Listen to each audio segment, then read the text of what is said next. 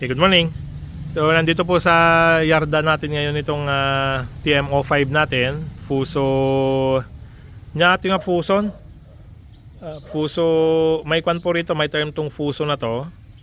Yung parang sa elf o kaya kumbaga sa Isuzu yung forward size nila is fighter.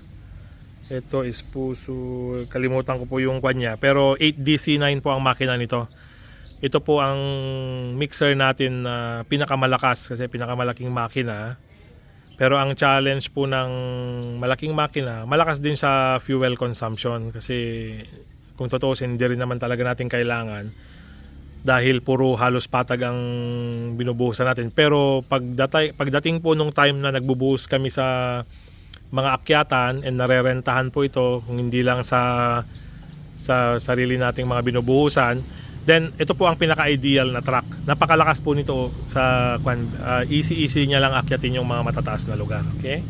So nandito po ngayon to para mag-engine change oil and then inspection na rin. So yung dalawang po niya, headlight, so nabasag na, so for replacement.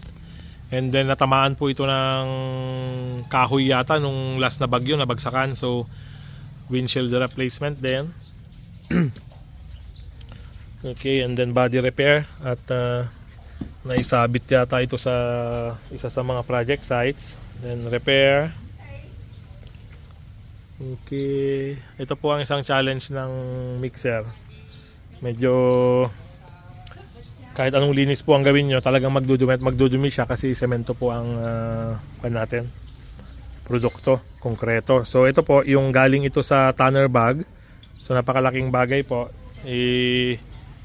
Nilalagay na lang dyan para hindi mag-ipon yung semento. Tapos yung mga tail light po niya, binabalutan ng plastic. And then yun po, yung isa rin, yung binabalutan ng plastic, yung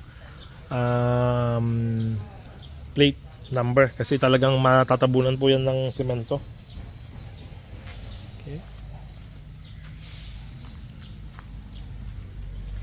So dahan-dahan na rin po tayo nagpapalit ng lug type sa mga gulong nila kasi mas maganda po ang kapit sa muddy situations. Okay. So inuubos lang po muna yung mga mix type. So dito na lang siya sa gitna, pang kaladkad kung tawagin. Same sa trailer. Kasi itong likod po ang laging gumagana. Then pag nag-double differential, saka lang gagana itong gitna. Okay. Ito po yung lalagyan ng sample sa konkreto. Nagpalit na rin po tayo ng pan dito, planetary saka main hydraulic pump. Okay. So okay naman. Okay. Ito po yung ginawa nilang isang remedyo na nabali yung original niya, nilagyan na lang ng, pero mas maganda sana ito kung na-extend pa ng konti. Okay. Pakita ko po sa inyo yung pyesa. Ang kulang pa po namin is fuel filter, so idagdag ko na lang po. So ito po yung kanyang oil filter element D0356 ng Daiwa. Sa box po nito, dalawa na po ito. Dalawa po ang oil filter element ito, container. Yan po yung canister nila. Walang unloaded. Okay, tapos ang nilalagay po namin sa malalaking makina, dalawang oil treatment. And then yung oil filter bibili po mamaya. Then pakita ko po yung part number. Okay. Fuso.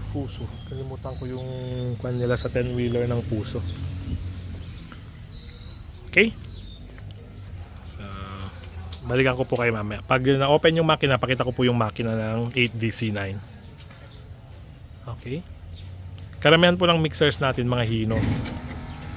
Ito na pala. Okay. So Ronald, bitman lang. Okay. Pakita ko po sa inyo kung paano ang operation ng pagtaas ng okay. Okay. So meron pong option to, dalawa. So kapag wala siyang electrical, gagamitin po itong manual pump. Okay? So ngayon dahil okay naman. So from down, laging naka-down. Actually meron pong safety pin ito dito para hindi po ma-accident yung mailagay, no? So sige man. Stop. Okay. So yan. Okay.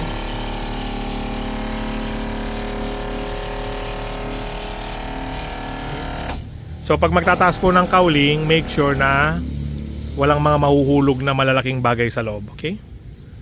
And then meron po yung hydraulic pump. Yan po. Yan ang nag-aangat sa kanya. Okay.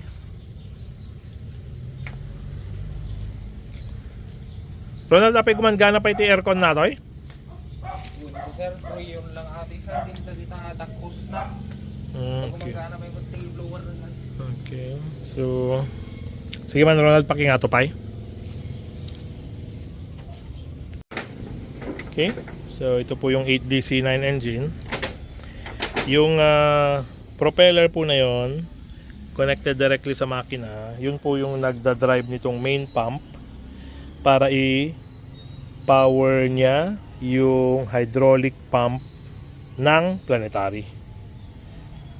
So, ano po yan? Dalawang hydraulic pump, then isang planetary. Oil 68 po itong mga pump na to, then gear oil po itong planetary.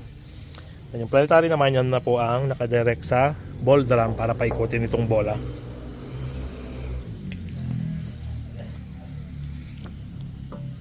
DC9. So, yan po yung kanyang 8DC9. Okay.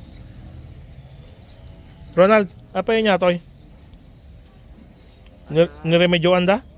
Uy, sir, angin na sir, tigdan sa singaw na. Dating sa atan sir, di sumuragat si sir data. O sige sige, no dati kasi nga makita yon, i-report yon. Hanyo remedyoan gamin iti narugit nga angin pero dyan na ti makina.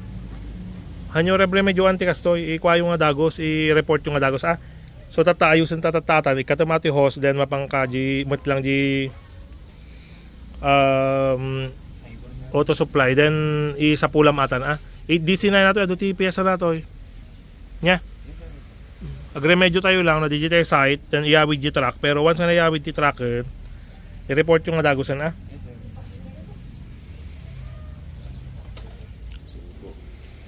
Okay, so pakita ko po sa inyo mamaya pag napaanda na natin. Tsaka kung maglalagay tayo ng langis. Salamat po.